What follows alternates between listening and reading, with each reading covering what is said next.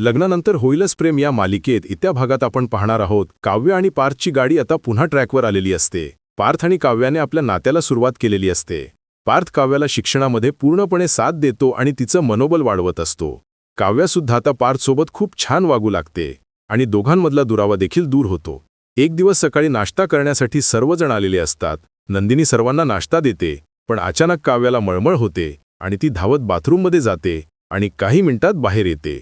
सर्वजण विचारतात, काय झालं काव्या, काही त्रास होत आहे का, डॉक्टरांना बोलावू का?